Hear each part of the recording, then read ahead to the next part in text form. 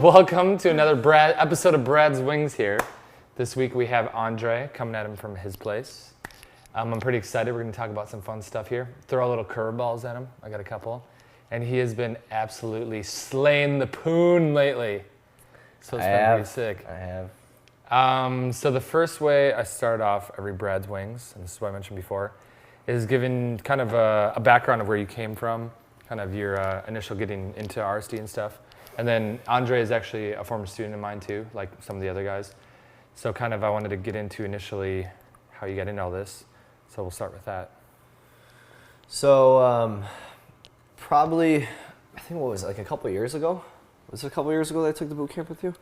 Yeah. I don't remember. It was something like that. It was in summer, so it's probably a year and a half maybe? Yeah, about a year and a half ago. So I spent a lot of time pretty much, took like when I came out of college, I took a massive like hiatus and went into starting my own companies. And problem with that is I was raised in Chicago and I completely took off from over here and I fucking went out and lived out of a log cabin for a couple of years. We busted ass, we grew the companies, awesome, came back here and it was kind of weird because everybody was just already out partying, was having fun and whatnot, but you know, like when you really remove yourself from a lot of that like social clique, you know, like I felt that like I didn't have that time to fucking dick around and spend 6 months trying to go out alone and do a 30-day challenge. So I was like, fuck this, let's take a boot camp, let's get to the point, let's really get speed track. So I took the boot camp and it helped me really. Did you even know about RSD back then? I did. It was really weird because I'm like, you know, when I was out in Wisconsin, it was, you know, you have nothing to do for fucking 2-3 years. So it's like, yeah, what's out there? Pick up girls, da da. So like I was actually exposed to like the mystery method and like all this weird, creepy shit. And it was like really weird because like I'd be sitting there like learning this shit while I'm out there and I'm like, oh, I can't wait to use this. But like in my head, I'm like, this is so fucking weird. Like, how can you possibly like treat a social interaction with like all these like weird like A1 and then A2 or A3, like it was just so fucking weird. So I really, my school of thought, like everything that made me successful in business and in life in general has been just getting kicked in the fucking teeth. So when you get kicked right in the fucking teeth, you learn by environment so much quicker, so much faster, and that's pretty much what I did. And it was awesome because it wasn't until that point where I really realized that I spent a lot of time, like I was really never bad with chicks. I was probably with like 50, 60, I don't know, some shit like that. Between college and everything, probably at a good 50, 60 girls before I even took an RSD boot camp. And you're what, 25, 26 or so? When, yeah, by about 25, 26. The problem was, you never really realize how you think that's fucking pimp, you think you're fucking cool, like you think you're really awesome, but what you don't realize is like you're doing it all within a micro bubble. You're doing it all within like little social game and like, oh, Johnny knows Jennifer and Jennifer now is gonna meet me and we're gonna go on a date. Oh yeah, I fucked her. Like, come on, man, like go out, meet a girl, go out and fucking go talk to that little hottie at Starbucks, whatever the fuck it is. So, you know, like that's one of the things that I really wanted to do. Like the selection that I had with my clients growing, I wanted to have with my women, I wanted to have with my fucking steak. Everything to me is like, I want the selection to have whatever the hell I want, whenever I want. So taking the boot camp with Brad has really helped me kind of get speed track to that a lot more. From there, I took it to a whole different level, like just like I did with my business. I think it's just a massive like full progression of where you really want to go with things. And well, what I would say with that is coming in with the boot camp, I think a lot of the things, you were in a unique perspective, which you can probably tell already, is that you weren't like the wallflower who's in there who's just like, oh my God. Yeah. And I think you said, because you used to do cold calling a lot with the sales stuff. So for him on program is a lot more getting him to chill back a bit. And if you remember in the Evolutions product, where I talk about being on the more back foot. A lot of that actually came from your boot camp. We're like having the chin behind the belt buckle, so you're kind of more in the laid back style. That was a lot of the stuff I took from his program actually, as opposed to being on the front end like sell, some of that shit. What specifically for you, since this is related to the Evolutions product, kind of my whatever theory there, stuff like that. What were some of the big takeaways you took? And then tell me how you kind of implement it and put your own spin on it. Like so what was really intriguing, before I started my companies, I was in investment banking, right? And I was at this fucking stubborn ass investment bank where every single time I was on a call, whatever would, like, if your voice would go up, it's like, oh, hello there, how are you, Bob, today? Fucking hang up to call again, right?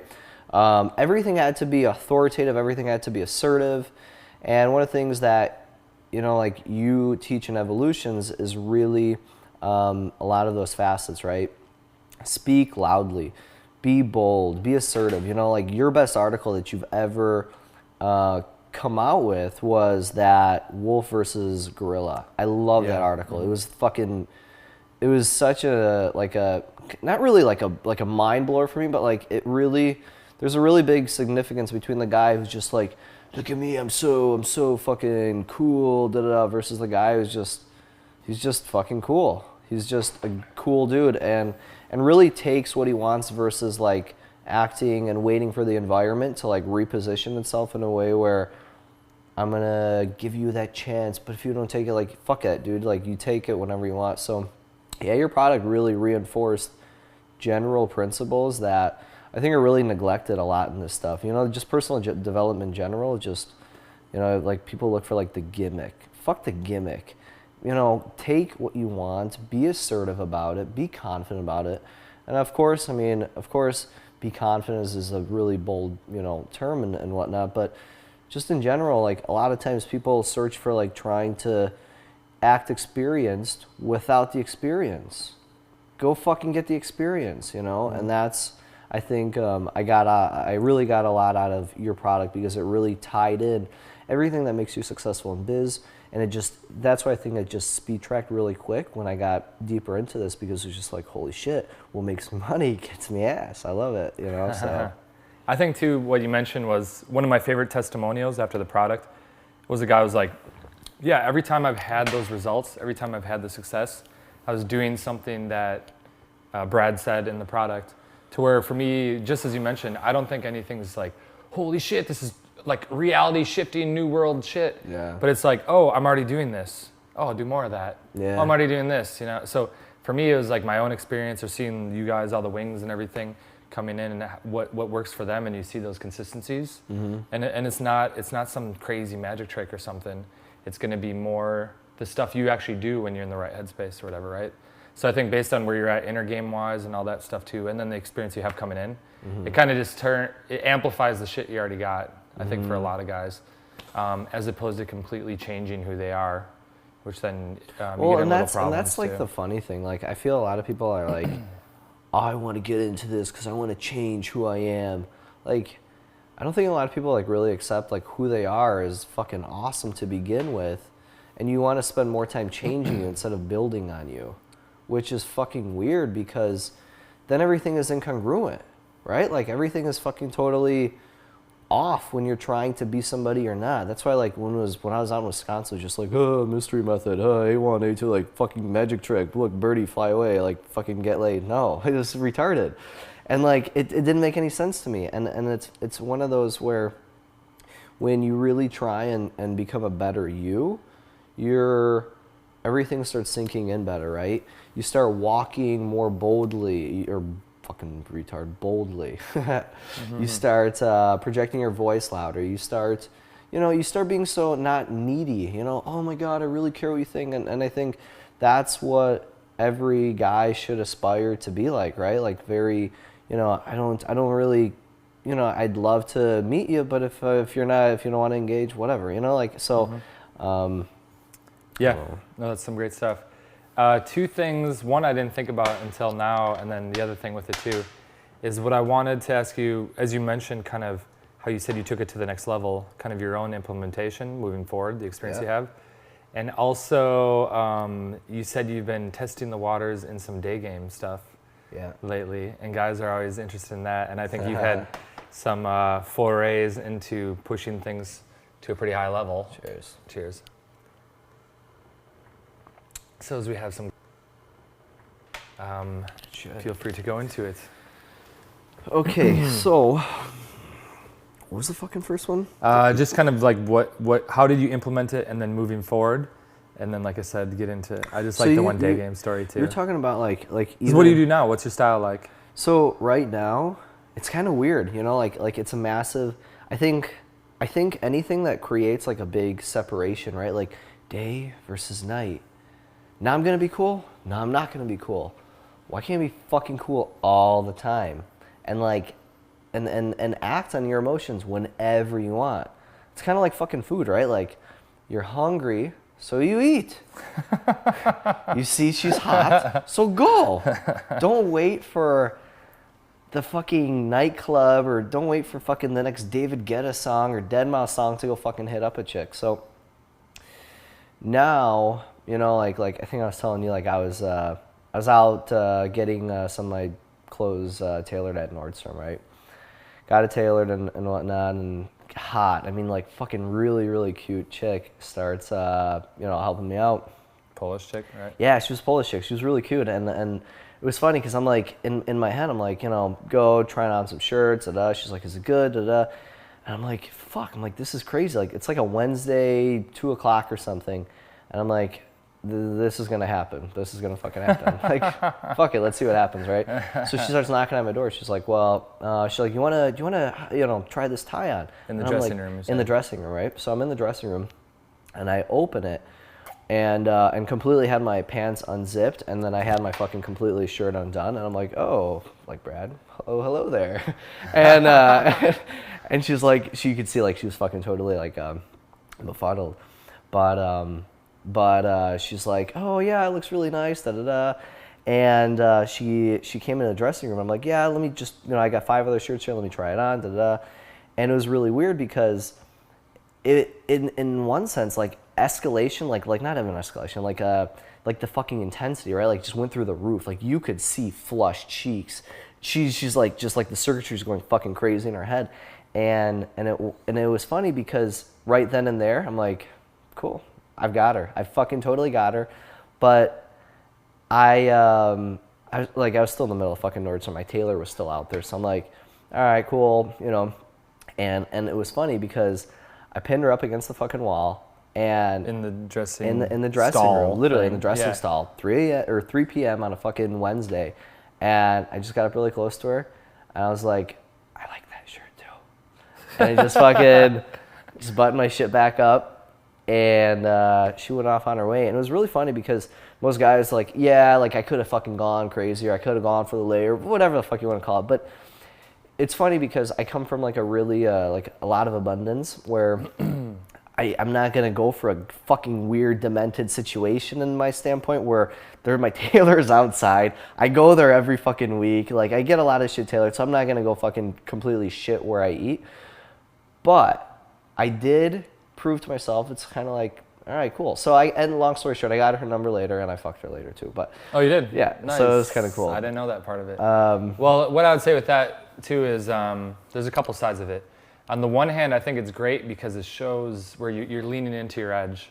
So wherever you're still like, okay, this is an area where maybe I'm a little bit outside my comfort zone. Mm-hmm. And when you told me the story before, you said you were in that moment thinking, well, 1, you don't have any reference experiences here. 2, there's a lot more social repercussions if she freaks out a bit. Yeah. So you're actually you're in your head a lot thinking, I was. how am It I going to was- do this? What the fuck am I doing? Right. But Yeah. also, All right, here. So do you remember when you were snowboarding, right? yeah. When any snowboarder like first starts off, they end up learning more like completely like riding their back foot. Okay, they're kind of like they're against the rhythm of it, right? When they get better, when they actually learn how to progress, what ends up happening is you start learning how to ride like facing frontward, right? Like you're going with the fucking momentum versus against it, trying to always fight it, right? Like it's kind of like going swimming against the current versus, you know, with the current, okay?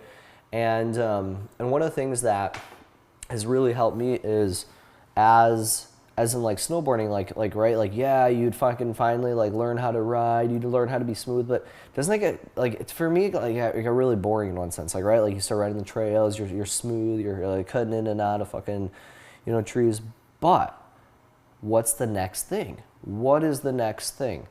And you know, I think a lot of guys in this really hit like I think a plateau, whether you realize it or not, but it's like great, you can get laid, but what's the next story? Shouldn't it be about stories? What's the next adventure? What's the next thing that's happening? Great, you go to fucking the same watering hole that you go to, the same fucking place that everybody knows your name, and what? Like, so what I'm getting at is it was really weird actually when I was in Nordstrom. I was like, holy shit, what the fuck am I doing? Da da da. But you start being almost more primitive. You fucking eat when you want to eat. You kill when you want to kill. It sounds fucking weird.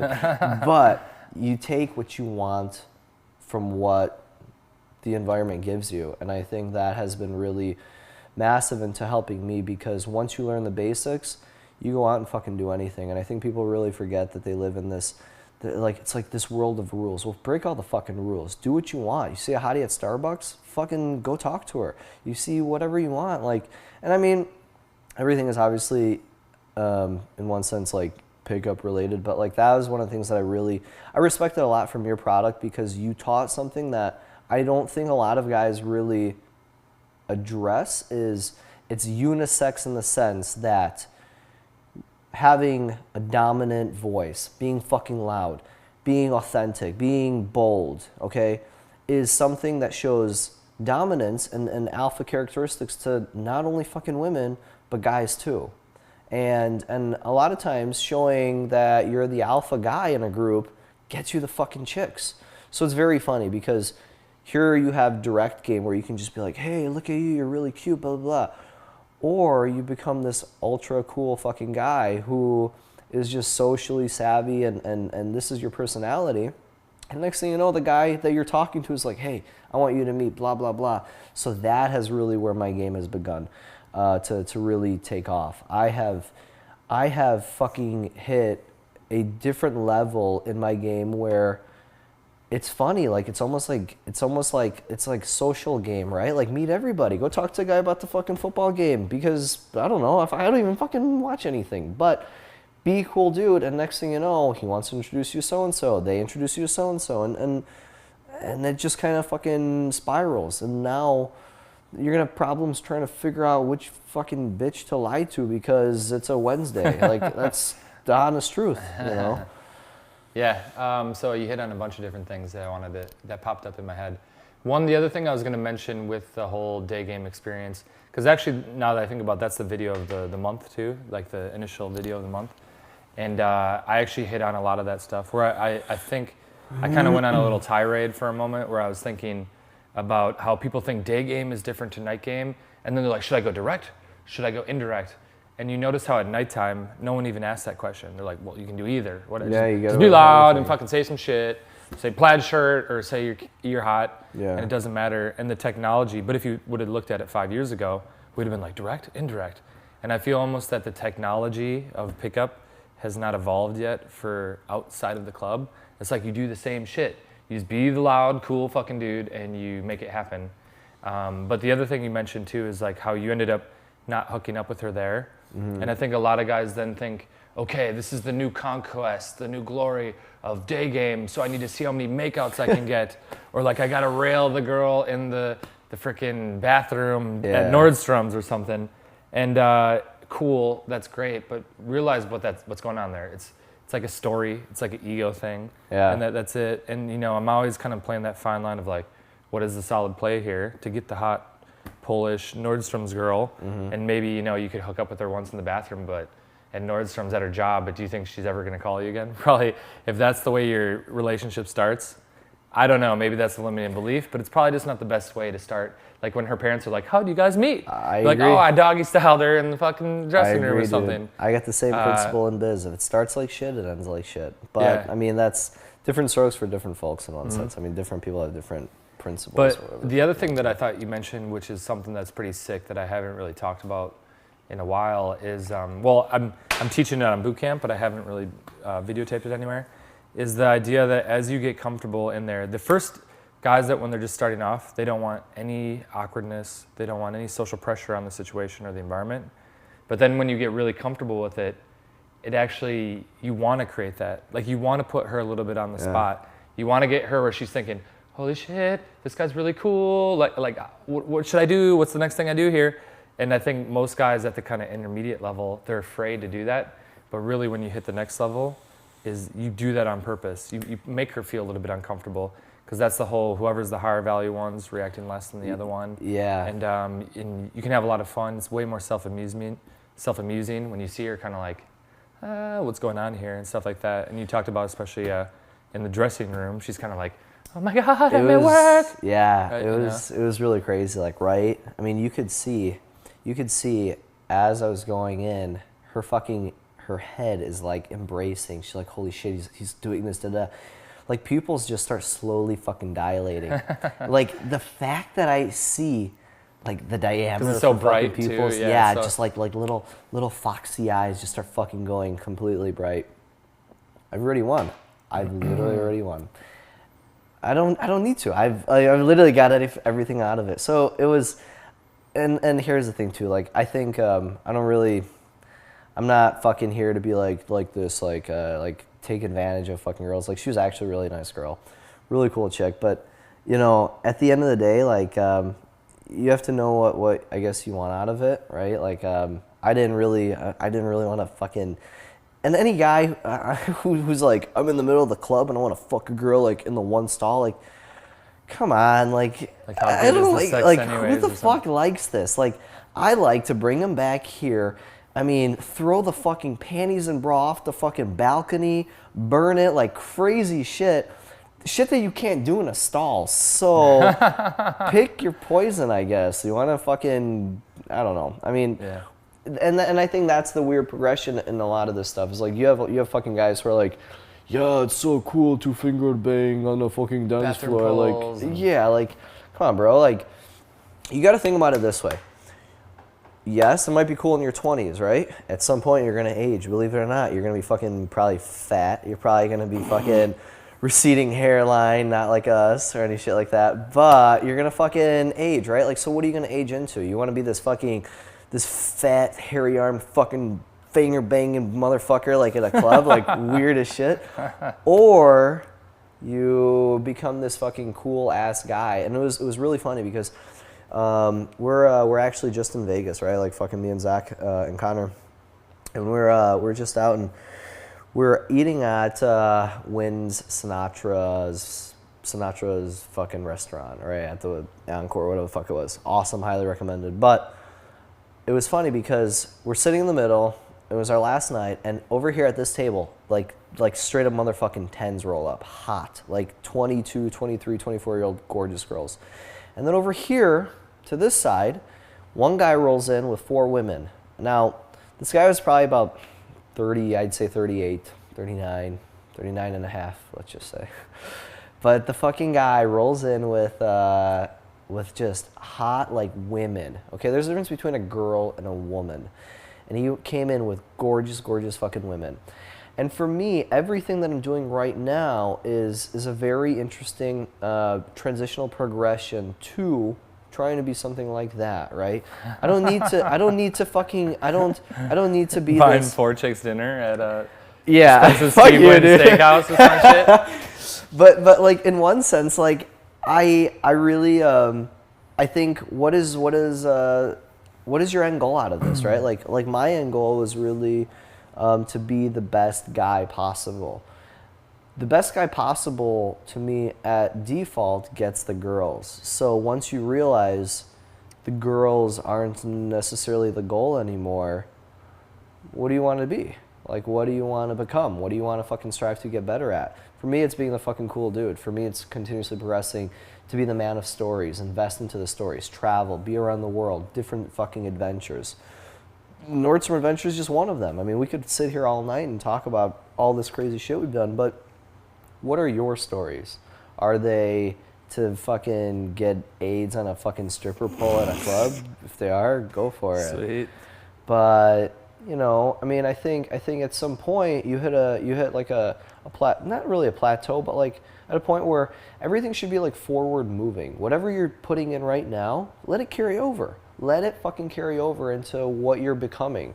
And I think you just become a fucking bigger and bigger like pimp in one sense, like just a better guy, where it's like you don't look at it as like and I guess it's funny because it's only been a while since I took the boot camp with you and stuff, but I mean, I think, you know, we've become pretty cool fucking friends in the meantime. And like when I look back at like your lifestyle, my lifestyle, and a lot of our buddies around, like it really has been a massive progression of like, nobody talks about girls anymore. It's just like they're there because we're fucking so awesome, cool. Like this is our lifestyle. So it's just a byproduct, right? Like being somebody who, for me in business, somebody who takes action, somebody who wakes up in the morning, fucking busts his ass, fucking reaches out to clients, goes after what he wants. Money is just a byproduct. That to me is women, right? Like, and ultimately to me it's choice. The choice to be able to have whatever woman I want, to have how much money I want, to have whatever motherfucking cut of meat I want. You know, it's all becomes in choice. So it's always been at least forward moving. So I think we got to cheers with some sake to end things out. Kampai. Kampai. And I want to thank you. Andre, any final parting words to the crew? I think, shit, man. Fucking, more than anything, whatever the fuck you guys do, spend time, whatever you're doing now, let it roll over, right? Like, instead of, like, being like, I want to be this cool guy for the next fucking year, 2013, I just want to be with women, da-da-da. Whatever you're fucking learning, let it compound, right?